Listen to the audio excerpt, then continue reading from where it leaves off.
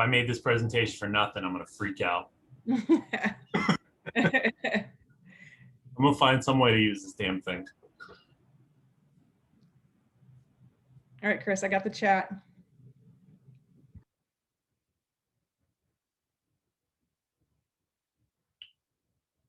Cool. See if a few folks are starting to come in. Will I see folks?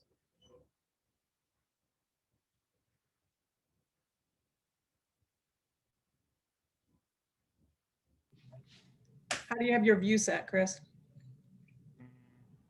I see just you and me, a gallery. It should be, you should be able to see.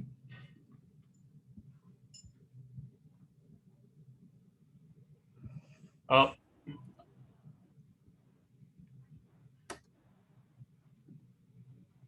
Yeah, I'm in gallery.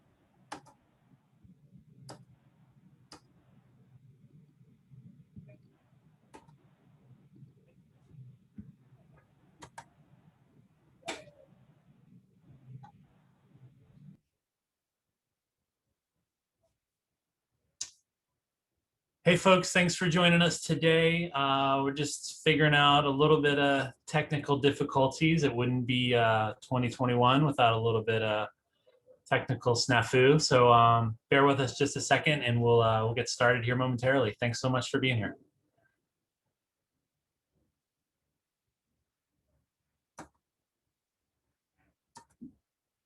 I mean, Michelle, I guess I don't need to see everybody. You should be good to go, Chris. Okay, just go for it. All right, I'm going to share my screen here and we're going to get a little presentation going.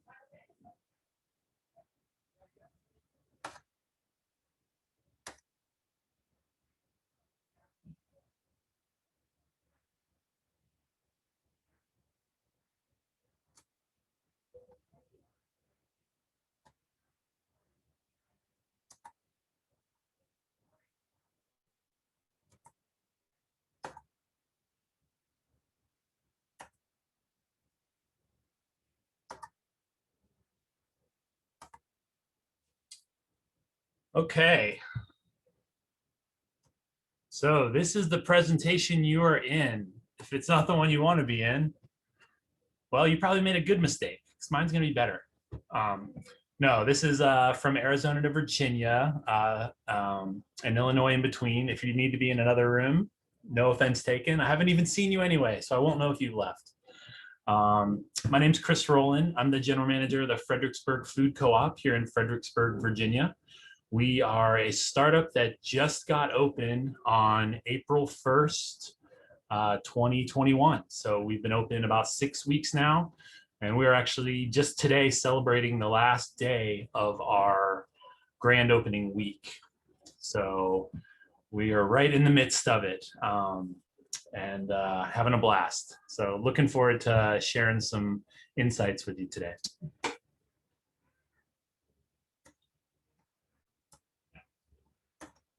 So today we're going to look at some of the similarities and differences in startup food co-ops and their operating environment now, between now and 10 years ago.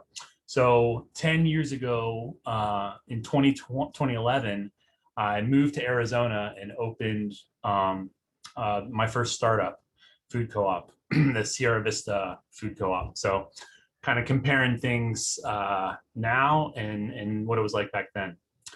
So we'll learn a bit about me and where I've been, what's changed in startups, you know, banks, competition, prepared foods, online, and all the technology that comes with it, and what hasn't changed. Cash is still very important. Shopper expectations are always high. Needing a superstar and local. We know that's why we're here, is to help our local growers and producers. Oh, I wanted to interrupt and say the chat. So Michelle is moderating our chat today. Thank you so much, Michelle. And I encourage lots of questions because, to be honest, I'm not that interesting without questions. So please feel free to fire questions away throughout the presentation. And Michelle has strict instructions to interrupt me anytime. So if we're on a point or you want to dig a little deeper into something, feel free to interrupt and let's have a dialogue about it. So this is my little history. Let's see, where's my little pointer? Do I have a pointer? Well, this is something. So this is where I went to college here in Greensboro, North Carolina, and started working at Deep Roots Market. Lovely little store. Graduated college and moved to Asheville and worked at Fredericksburg Food Co-op in Asheville for about 5 years. Love, love, love Asheville. Then I moved to Sierra Vista in 2010 to open the Sierra Vista Food Co-op, a brand new startup, small store, 3,500 square feet. We opened in 2011. Grand Marais was kind of in between some other stuff, but they're not important. Then I moved from Arizona to Oak Park, Illinois, 7 miles from downtown Chicago, directly east or directly west of the city. Awesome little village just outside of Chicago, and opened my second startup, about 6,500 square feet. They opened in 2015 and are doing well. Got off to a rough start, but as a lot of startups do, it sounds like, but are doing really well now, very profitable, paying back owner loans, over 5 million in sales. So that store is doing great. And moved here to Fredericksburg right at the beginning of the pandemic. Right in February of 2020. So moved here to open this startup, and then we just, like I said, got open last month.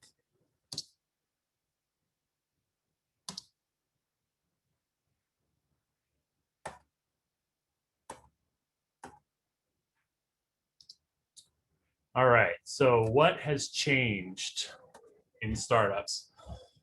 Bye-bye banks. So as we know, if you follow the startup community, startups have failed and banks are scared. Getting traditional bank loans seems unlikely and harder than ever. So what alternative creative model are you going to come with? How much of the project can you get funded with just owner capital? Is your store in an opportunity zone? Are opportunity zones loans available? And grants. We know Oshkosh is doing an amazing job, did an amazing job raising the majority of their funds with grants. That seems to be a really a path with a lot of potential going forward. So the old raise some money from owners and then get the bank to match doesn't seem like it's going to work out for a while. So it's time to get creative and find other solutions. Hey, Chris. Yes. Speaking of Oshkosh, Brenda's got a couple of questions. She wants to know if you can share some data from each of your startups. What % of owners shopped at the store in the first few months, and did the % increase or decrease as time went on? Well, I have all that data right here in front of me. No, those are great questions though, and I can get pretty close. So in Sierra Vista, it was lower. I want to say we started out with about maybe 33% sales to owners. And that increased, maybe up to 40%, when I left but that was after, 5 years. So after 5 years, we still weren't at 50% owner sales. And these are all co-ops really with $200 shares of stock. So that's really the normal, ownership buy-in that most startups are doing these days. So 200 shares of stock got up to about 40%. Oak Park and Sugar Beet started about 40 and got close to 50, but never surpassed it. So that's kind of 50 is kind of that magic number. And I'll be honest, I've never worked for all the co-ops I've worked at. I've never worked at a co-op where 50% of the owners of the sales went to ownership. Did I hit all the pieces there? I think so. She says it's very fascinating, and thank you for Yeah, sharing information. it really is. That the idea of folks joining and not shopping there, there's so many reasons, but trying to kind of dissect and figure those out and solving the ones that you can is definitely a huge part of being successful. So just to finish up with the bank slide, there is a possible bright spot coming in the future. The Small Business Association administration for years, forever, has had a rule not allowing it to loan to cooperatives. And 4 years ago, they just lifted that rule. And this co-op, actually, the Fredericksburg Food Co-op, was the first co-op that got a loan backed by the Small Business Administration. So that could be something going forward. That could be an avenue that gains popularity and gains some traction, is support from the SBA.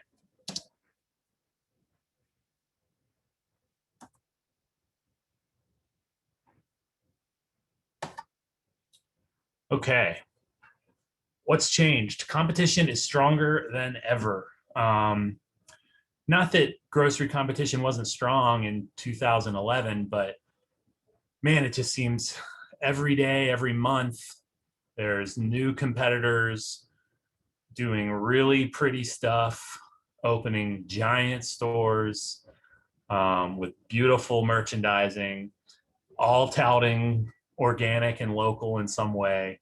As you can see here, both these stores, beautiful produce sets, and of course, all talking about local. How funny is it that even Whole Foods has this sign, buy local and support small, is what it says over here. The Amazon people are telling us to support small. So it's there's so much competition out there, and we all know long ago co-ops have not been the only place to get organic, but now they're even infringing on the local and doing things, executing really, really well.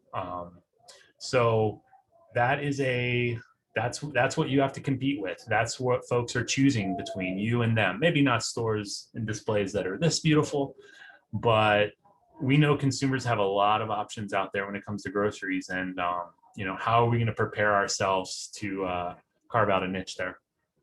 And then the next slide kind of hints at this, is all the organic that they're talking about. So the other part of what's changed in startups, hybrid models. So my alternative slide title for this is 10 years ago, I would have never carried non-organic strawberries, but that's not the case now. I've got non-organic strawberries on our shelf right now. And there just comes a time when you have to provide the things that people are wanting to buy. $7.99 strawberries, organic strawberries, don't work all the time. Not everybody wants to do that. So are you prepared to have all these products next to themselves on the shelf? Have you thought about the product policy that your store might have, and the kind of brands that you want to have in the store? So again, 10 years ago, maybe I was a little elitist, maybe I was a little natural foods elitist, but now more than ever, I definitely think some sort of hybrid model is the way to go. We know it helps with affordability and accessibility. Trying to make your store truly one that the entire community can shop at usually means that you're not going all organic, you're not going all natural. And then the last 2 points here is that, your customer is buying these conventional products somewhere else. Very few. We all have heard the stat about co-op shoppers shop at more grocery stores than anybody else. So we're pickers and choosers. We get this here and we get these deals there, and we get our toilet paper from Costco, some of us, not me. But so we know our customers are going around and seeing other things. Why not get that sale especially if they want to buy it from us. So finding the right mix is definitely critical, and your GM will help a lot with that. Okay, so what's changed? Talent, more important than ever. My alternative slide title for this: imagine 30 people all learning their jobs at the same time. That is definitely what my startup was like a month ago, and still a little bit today. Hey, Chris, we It's got a quick hard. question. Yeah. Hey, so Nicole wants to know, do you have suggestions on where to source conventional? Yeah, so there are conventional distributors out there, just like there are natural. There's the United Natural Foods for natural, and then there's lots of conventional guys. And if you're probably gonna work with United Natural Foods, and you guys may or may not know this, but United Natural Foods bought Super Value about 4 years ago, and is still integrating.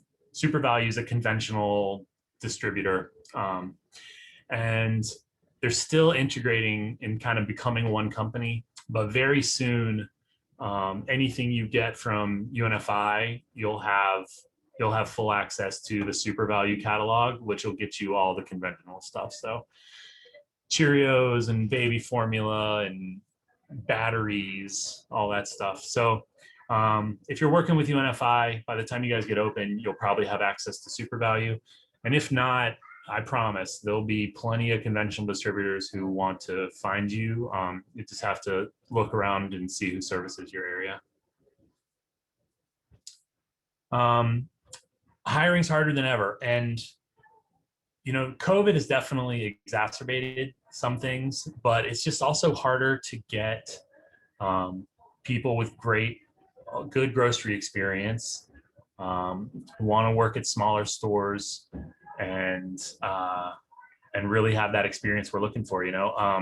The contradiction of you really want to hire your folks from the neighborhood and from where your store is going to be. Of course, you want the folks inside your store to represent your community really well. But at the same time, you need them to have grocery experience. It can be hard. You get hundreds of applications in, and really nobody has ever worked in produce. Nobody has even stocked grocery shelves.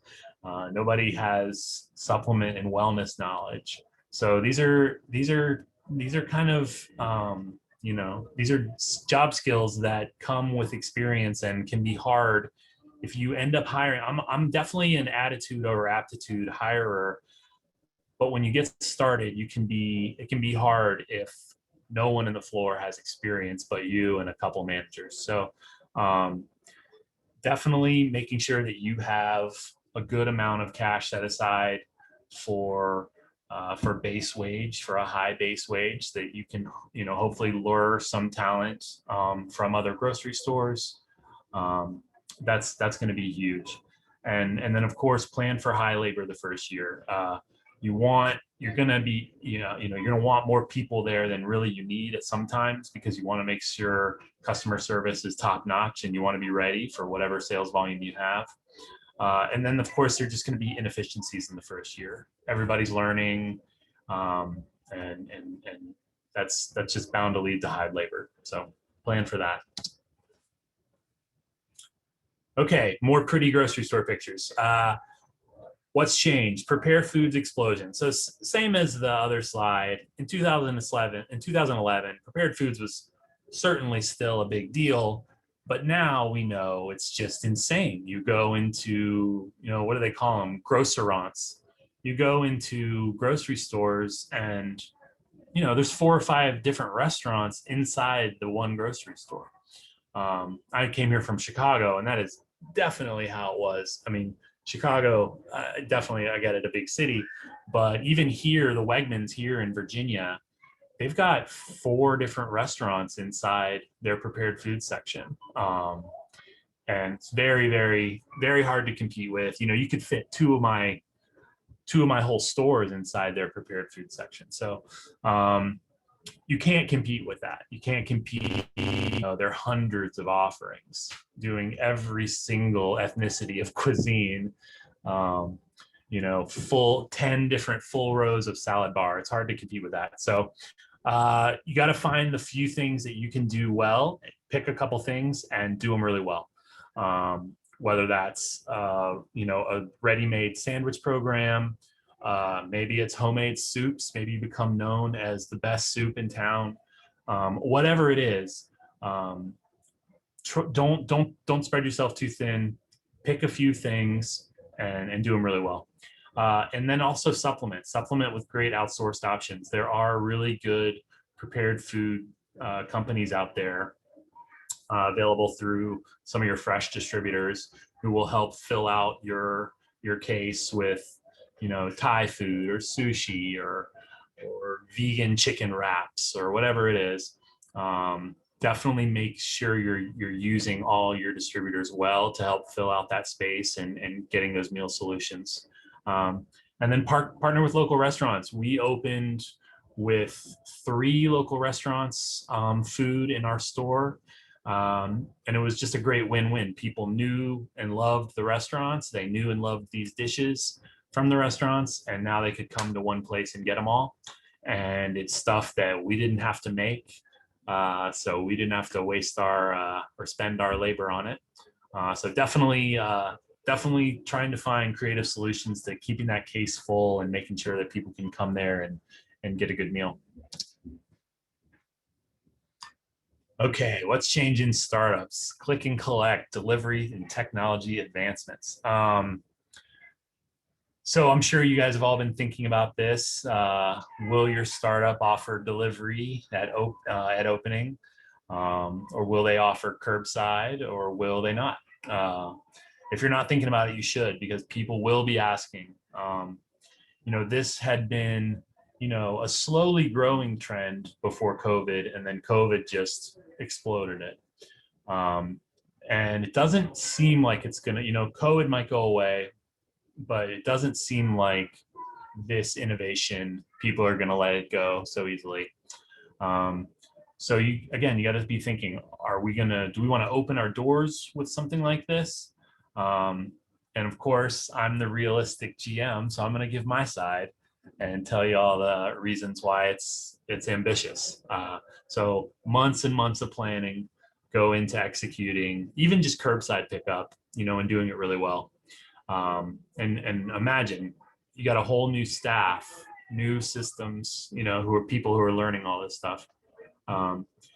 Almost no one makes money at it. Really, the data that's come out is, unless you're sourcing from a third party kind of warehouse, unless it's Kroger or Walmart filling deliveries from a warehouse that just does this and delivers, almost nobody's making money at it. And then of course, my big fear is, can we do both well? Can we do in-store well and curbside well? I didn't think so. So we did not open with curbside. I guess I'm tipping my hand. And then I ask again, will the demand for this shrink as COVID-19 recedes? And I would say yes, some, but not totally. Okay, what hasn't changed in startups? Cash rules, of course. Your GM's going to need healthy cash reserves. Construction overruns, they're inevitable. Even if you set a cushion, and we did, but then we went over it. And building right now, this is just the wrong time to be building. So hopefully you guys are maybe a year off or more, and maybe things will have calmed down. But right now, construction costs, all other materials, equipment, and just time and labor, all those costs are extremely high right now. And they're going to have high shrink. I mean, you fill a store with stuff and not all of it works, right? So you're going to be throwing a lot of stuff away, or at least donating it to a food bank or farmer's pig pen. So shrink is going to be higher than you'd like that first year. Potential bad credit terms. Lots of stores, lots of distributors and vendors don't want to offer you credit terms at start. They want to see a few payments via credit card. They can't get their credit applications filled out. It's all kinds of stuff of why you end up kind of paying for a lot of stuff COD instead of with terms. That can pinch cash, of course. We talked about high labor. Labor is going to be high that first year. And it takes time to build sales. We're kind of in the middle of our J curve. So everybody came out at our opening and loved it. And our sales were amazing. And then they kind of have gone back, and a lot of them are shopping at their other stores. And we'll come out of it and we'll, blow the roof off this place. But it takes time. It takes time to get awareness out there that you're here, that you're open. And it takes time for folks to change their habits. I mean, just in the store today, we've been open, 6 weeks? And I've heard at least a couple owners say, "Oh, it's my first time in. I've been meaning to get in." That's just the way it goes. People are busy. The grocery store is not as important as it is to you, as it is to them. So Hey, Chris, real quick. Yeah. There's a couple of questions in here. Brenda would like to know if you're willing to share your cost per square foot to build. Yeah, as soon as I finish it, I have no idea what it is. We still haven't locked down all of our final construction costs, but I will. Brenda, I'm happy to connect with you offline and share it. Definitely. Okay. I think that's it for right now. Thanks. Okay. So yeah, you need cash for that runway, for that time to build sales. And so how much operating capital do you have in your pro forma? How much operating capital are you leaving your GM to open with? That's going to be really important. Okay, what hasn't changed? High shopper expectations. So I could have used these slides to show a bunch of other pretty grocery stores and how everybody loves pretty grocery stores and blah, blah, blah. But instead, I'm showing a couple of pictures from our grand opening and talking about soft openings. So we actually did a soft opening versus a grand opening, but the store was pretty fleshed out. We felt like we just had to get open, but we opened, but we had everything. We had the kitchen, we had bulk, we had the whole store was filled out. We didn't want to draw a crowd really because of COVID. So we didn't advertise. We told our owners, and that was it. And then now this month is the first month that we've really started advertising. So really the rule though, soft openings, I think people get antsy, things that may have been delayed and delayed and delayed. I mean, our project was definitely delayed a lot. We were going to open in summer, then we were going to open in November, then December, then January, when we finally opened on April 1st. So I think there's a rush to, we've got to get open. We're burning cash. We can't wait any longer. I don't care if it's not complete, let's get it out. We got to start making money. And so you absolutely just don't want to do that. So we were really careful. We never announced an opening date. So when we kept pushing it, and even the few days before I thought we were going to open, we pushed it one more day to April 1st. Nobody was inconvenienced. We didn't look stupid because we had not announced a date. So that's a huge key. Don't announce a date unless you are absolutely sure. Opening a week or even a month later is better if it means that you're going to open with a complete store, whether that mean a sales program or a flushed out bulk department or a prepared foods department that can keep up with demand, or even something like your beer and wine license. You might want to think about waiting to open for. Co-op owners can be forgiving. I think they are loyal, right? Or a lot of them are, but not all of them are that forgiving, and B, we know a lot of the people who come shop with us are not going to be owners, and they they don't have the same, they're not going to give us the same leeway. They want to see a perfect grocery store experience, which is what they're used to. And then this final thing, first, let me tell you a little bit about these pictures, and I'll go into this final thing. Here's our little co-op van. Don't ask why we have a co-op van, but we do. This is Joshua Cole. He's our Virginia delegate from Stafford County. He's pointing out his name here on the owner wall. And this is a local business owner holding up her little bag in front of produce. And this is, she's holding up a food co-op bag from St. Peter's Food Co-op in St. Peter, Minnesota. So that's another cool thing is you get some of these older co-op folks who have been co-ops decades before in other places, and now they're finally able to shop at a co-op in their own hometown or back in their hometown. So really cool. My last little point is be prepared for some folks to be disillusioned. It can be hard to fulfill everybody's vision. So, you're building this thing for 5 years, maybe even longer, some of you, and you're out promising the world to people, to be honest. Board members are promising about how great everything's going to be, how sustainable, how local. And sometimes, so people take that in their own mind and run with it. And they think, they start thinking about all the things that they want the co-op to be, and affordable and everything, and the best outdoor seating. And then sometimes, you actually, when something is not just in your head anymore and it's actual real and physical and you're walking through it, you're like, oh, this thing has flaws. This thing isn't perfect. It's no longer, an ideal. So that can be rough for people because it can be some of your closest supporters. Maybe it didn't open up exactly how they thought it should. And, just be prepared to deal with a little bit of that disappointment.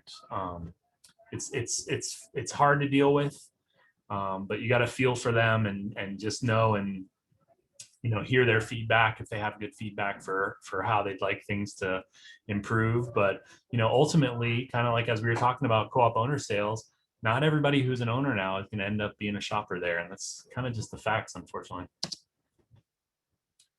Okay, definitely another thing that hasn't changed is farmers market, community, and co-op connections. I mean, those have to be so close to your heart right now. So farmers market people are your people. I'm sure you already know this, but definitely a through line at all stores that I've been at is strong connection to farmers markets. So whether it's farmers market is kind of in the backyard of the store, or they just set up there every week, and that's kind of their storefront, and that's where they spread the good word and gain new owners and talk about how awesome things are going to be. I'm sure you know that, but if for some reason you're not at your farmers market, get there. And put the cry out that you will go anywhere and speak with anyone. I have spoken to some of the kind of, more out there groups because, hey, they meet once a month and they need a speaker every month. And I'm the speaker for them. They got to fill content. I got content. So I've gone and spoken with tons of different people, and you never know where awesome connections are going to come from. You never know what one or two people in that group might end up becoming an owner, a lender, or even one of your best customers once you get open. So definitely don't discriminate and think, oh, that group, I don't think they're really co-op people. Like, go talk with anybody, spend the hour and put yourself out there and get in front of as many faces as you can. So yeah, think of all these creative ways. How can you partner with community groups, with farmers, and just local organizations? How can you partner with them pre-opening? These are a few. This is our local community garden. That's Jeanette there. This is a local farmer that we had been talking with for months, and then finally talking with them about, hey, yeah, you're going to come pick up our food scraps, right? Okay, yeah, we'll see you with our food scraps. And then now we're finally open, and here they are. Finally came with taking away 250 pounds of scraps away from our trash and into their chicken feed. And then my last point about what existing co-ops are near you. I mean, hopefully we're not all lucky enough to be near, but even if it's 2 hours away or 3 hours away, it's worth it. Connect with them. I say annoy them, but for the most part, you won't have to annoy them because we know about P6. We know that they're going to be excited to help out. This is Mike. This is Kimmy, our marketing director at Fredericksburg. This is Lika, our prepared foods manager. And this is Mike, the store manager at Common Market up in Frederick, Maryland, about an hour and 45 minutes away from us. They were awesome enough and hosted us they hosted us a few different times for a few days. And we learned a ton and met a bunch of great people. So definitely connect with whatever food co-ops are around you and go spend days with them. I'm sure, or even if it's connecting with their board members. I know that co-op people are always happy to help.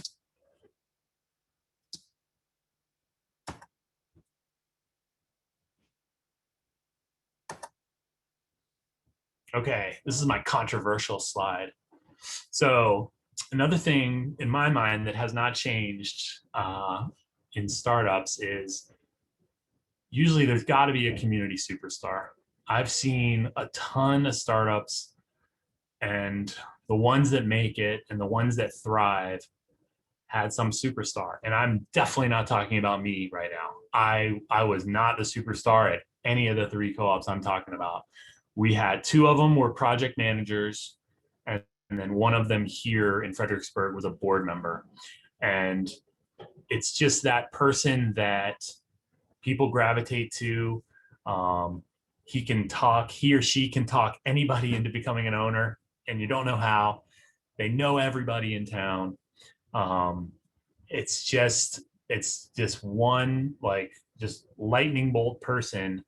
And to me, the co-ops that make it out of startup and into reality have this superstar. So you may already identified this person in your group. It may be you.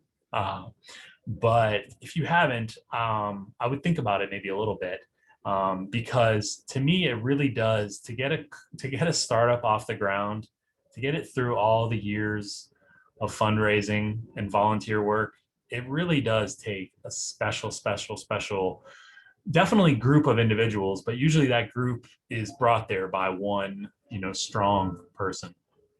So everybody knows maybe you don't know the 80-20 rules. The 80-20 rule in groceries is 80% of your sales come from 20% of your products. So meaning a small amount of your items are your best movers. And then the 20% of your sales come from 80% of your products. So in my mind, with board members, it's more like 95-5. So 5% of the board members are doing 95% of the work. So that just seems to always be the case.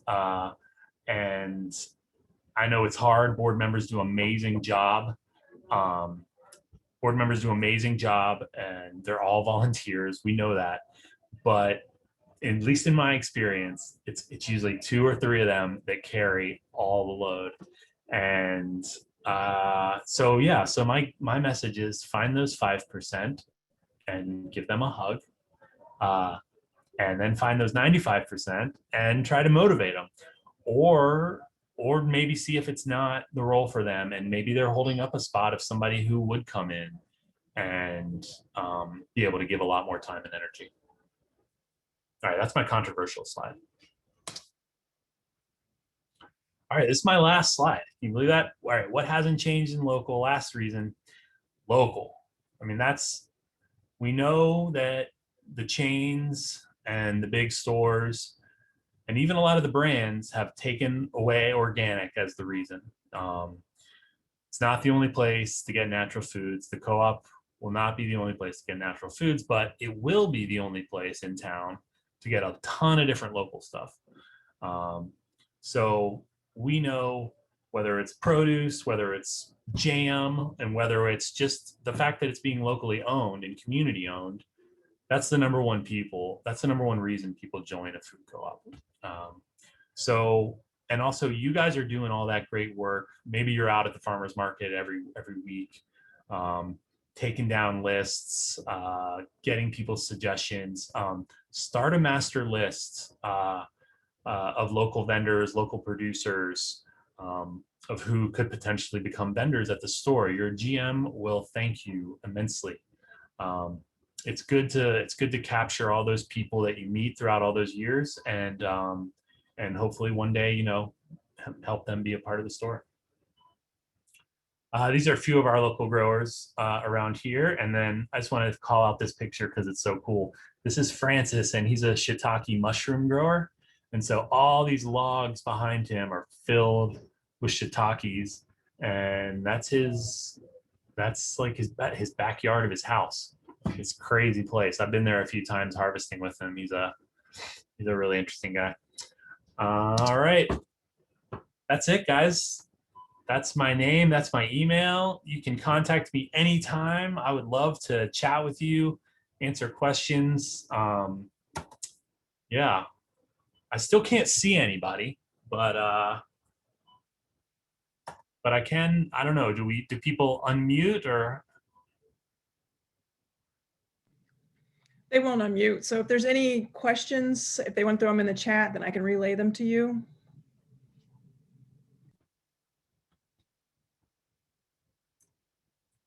Sounds like I just did a perfect job and nobody needs any help.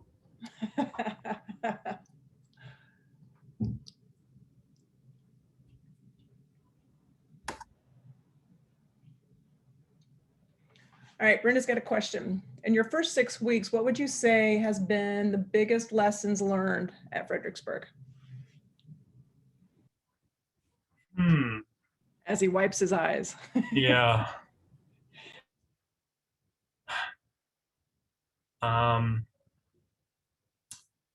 Make time for training. I mean, these are very operational, so I don't know, you know, everything is operational right now. So make time for training. My department heads sometimes are running around with their heads cut off, trying to do their million things, and that's not helping their staff get any better. So it's hard to invest that time in training when you have so many things to do. We all have been in that position where, oh, it's just faster for me to do it. You know, forget it. But then Julie doesn't get any better at pricing ground beef or, you know, placing an order or whatever. So making time for training is a big piece. Don't, even though I gave a slide on it, don't bite off more than you can chew in prepared foods. I should have followed my own advice and done a couple of things well. Right now, I think we're doing about 7 things averagely, maybe one thing really well and 6 things averagely. So that's a couple off the top of my head. Figure out your produce signage. I hate my produce signage. It's the worst. I got talked into using a bad one, and I don't know. I'm never happy with produce signage.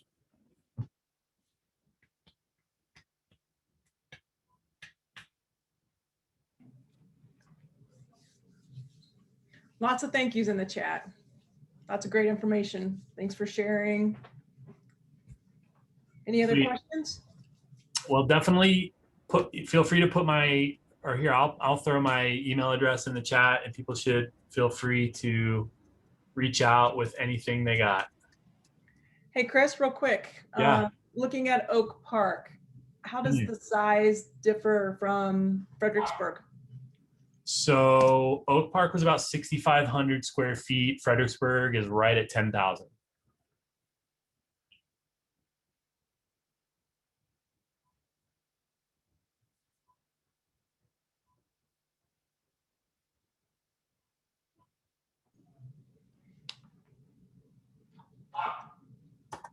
All right, any other questions? Lots of great information, Chris. Thank you so much. Mashallah, thanks so much for moderating. I really appreciate it. Hey, you're welcome. Take care, everyone.